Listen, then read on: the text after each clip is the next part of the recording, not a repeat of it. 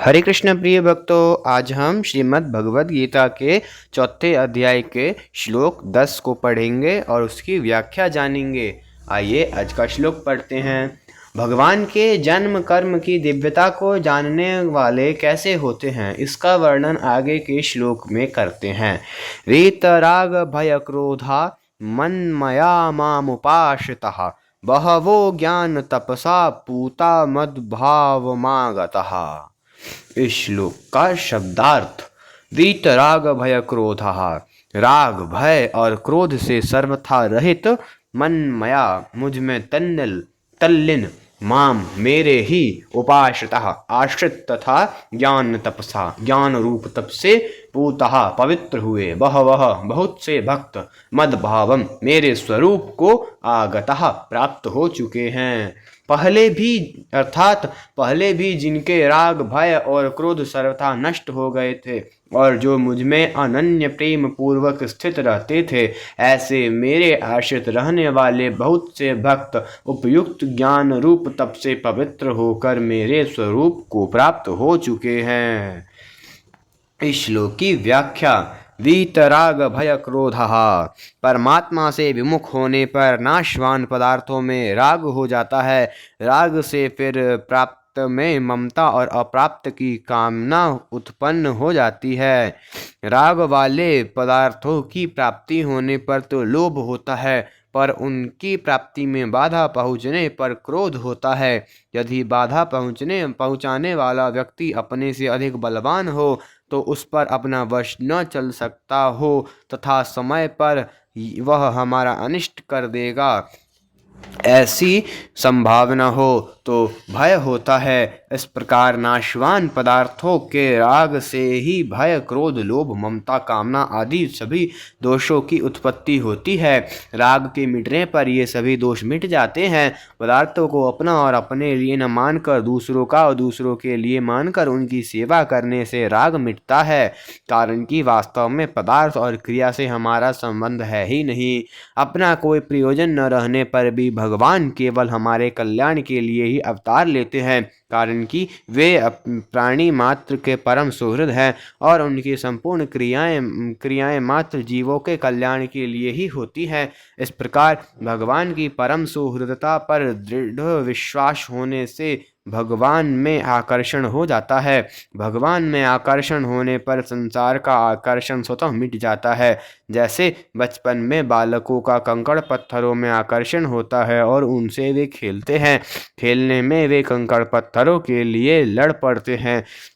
एक कहता है कि यह मेरा है और दूसरा कहता है कि यह मेरा है। इस प्रकार गली में पड़े कंकड़ पत्थरों में ही उन्हें ममता दिखती है, परंतु जब वे बड़े हो जाते हैं तब कंकड़ पत्थरों में उनका आकर्षण मिट जाता है और रुपयों में आकर्षण हो जाता है। रुपयों में आकर्षण होने पर उन्हें कंकड़ पत्थरों में अथवा खिलौनों में कोई महत्ता नहीं दिखती।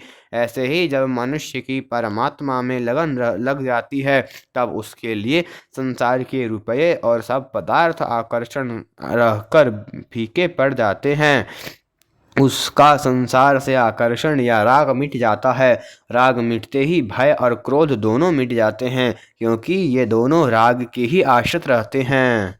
मनमया, भगवान के जन्म और कर्म की दिव्यता को तत्व से जानने से मनुष्यों की भगवान में प्रियता हो जाती है। प्रियता होने से वे भगवान के ही शरण हो जाते हैं और शरण होने से वे स्वयं मनमय अर्थात भगवानमय हो जाते हैं।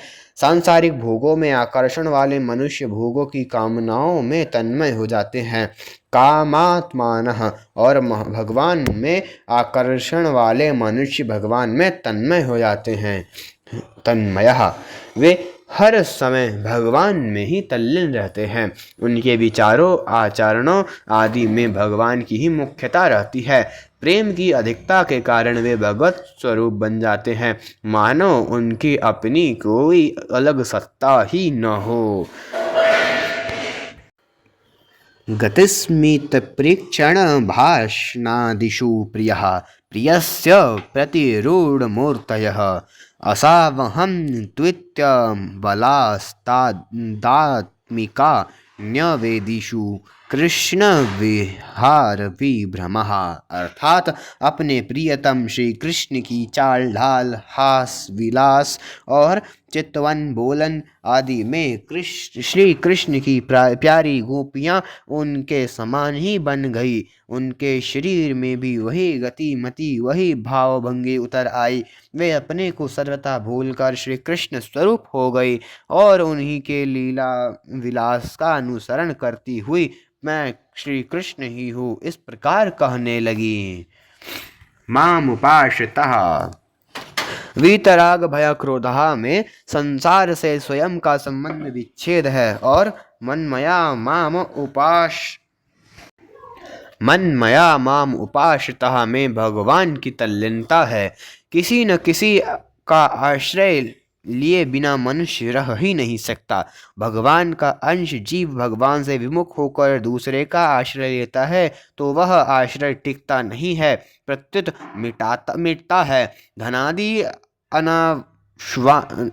नाशवान पदार्थों का आश्रय पतन करने वाला होता है। इतना ही नहीं, शुभ कर्मों को करने में बुद्धि का, भगवत प्राप्ति के साधनों का तथा भोग और संग्रह के त्याग का आश्रय लेने पर भी भगवत प्राप्ति में देरी लगती है। जब तक मनुष्य स्वयं भगवान के आश्रित नहीं हो जाता तब तक उसकी पराधीनता मिटती नहीं और वह दुख पाता ही रहता है। संसार के पदार्थों में मनुष्य का आकर्षण और आश्रय अलग अलग होता है। जैसे मनुष्य का आकर्षण तो स्त्री पुत्र आदि में होता है पर और आश्रय बड़ों का होता है, परंतु भगवान में लगे मनुष्य का भगवान में ही आकर्षण होता है और भगवान का ही आश्रय होता है, क्योंकि प्रिय से प्रिय भी भगवान है और बड़े से बड़े भी भगवान हैं। बहवो ज्ञान तपसा पूता मद भावमागतः। यद्यपि ज्ञान योग से भी मनुष्य पवित्र हो सकता है, तथापि यहाँ भगवान के जन्म और कर्म की दिव्यता को तत्व से जानने को ज्ञान कहा गया है। इस ज्ञान से मनुष्य पवित्र हो जाता है, क्योंकि भगवान पवित्रों से भी पवित्र हैं। पवित्राणाम पवित्रम यह। भगवान का ही अंश होने से जीव में भी स्वतः स्वाभाविक पवित्रता है। चेतन अमल सहज सुख राशि। नाशवान पदार्थों को महत्व देने से, उनको अपना मानने से ही यह अपवित्र होता है, क्योंकि नाशवान पदार्थों की ममता ही मल है। ममता मल जरी जाई, ममता ध्येय दूषितः। भगवान के जन्म कर्म के तत्व को जानने से जब नाशवान पदार्थों का आकर्षण, उनकी ममता सर्वथा मिट जाती है, तब सब मलिनता नष्ट हो जाती है और मनुष्य परम पवित्र हो जाता है। कर्म योग का प्रसंग होने से उपयुक्त पदार्थों में आए ज्ञान शब्द का अर्थ कर्म योग का ज्ञान भी माना जा सकता है। कर्म योग का ज्ञान है शरीर, इंद्रियां, मन, बुद्धि, पद, योग्यता, अधिकार, धन, जमीन आदि मिली हुई मात्र वस्तुएं संसार की और संसार के लिए ही है, अपनी और अपने लिए नहीं है, कारण कि स्वयं नित्य है। अतः उसके साथ अनित्य वस्तु कैसे रह सकती है तथा उसके काम भी कैसे आ सकती है। शरीर आदि वस्तुएं जन्म से पहले भी हमारे साथ नहीं थी और मरने के बाद भी नहीं रहेंगी, तथा इस समय भी उनका प्रतिक्षण हमसे संबंध विच्छेद हो रहा है। इन मिली हुई वस्तुओं का सदुपयोग करने का ही अधिकार है, अपनी मानने का अधिकार नहीं। ये वस्तुएं संसार की ही हैं, अतः इन्हें संसार की ही सेवा में लगाना है। यही इनका सदुपयोग है। इनको अपनी और अपने लिए मानना ही वास्तव में बंधन या अपवित्रता है। इस प्रकार नाशवान वस्तुओं को अपनी और अपने लिए न मानना ज्ञान तप है, जिससे मनुष्य परम पवित्र हो जाता है। जितने भी तप हैं उन सबसे बढ़कर ज्ञान तप है। इस ज्ञान तप से जड़ के साथ माने हुए संबंध का सर्वथा विच्छेद हो जाता है, जब तक मनुष्य जड़ के साथ अपना संबंध मानता रहता है तब तक दूसरी तपस्या से उसकी उतनी पवित्रता नहीं होती जितनी पवित्रता ज्ञान तप से जड़ का संबंध विच्छेद करने से होती है। इस ज्ञान तप से पवित्र होकर मनुष्य भगवान के भाव को अर्थात सच्चिदानंद घन परमात्म तत्व को प्राप्त हो जाता है। तात्पर्य है कि जैसे भगवान नित्य निरंतर रहते हैं ऐसे वह भी उनमें नित्य निरंतर रहता है। जैसे भगवान निर्लिप्त निर्विकार रहते हैं ऐसे वह भी निर्लिप्त निर्विकार रहता है। जैसे भगवान के लिए कुछ भी करना शेष नहीं है ऐसे ही उसके लिए भी कुछ करना शेष नहीं रहता। ज्ञान मार्ग से भी मनुष्य इसी प्रकार भगवान के भाव को प्राप्त हो जाता है।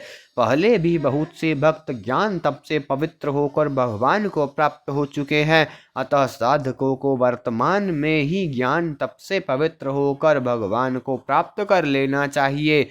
भगवान को प्राप्त करने में सभी स्वतंत्र है, कोई भी परतंत्र नहीं है, कारण कि मानव शरीर भगवत प्राप्ति के लिए ही मिला है।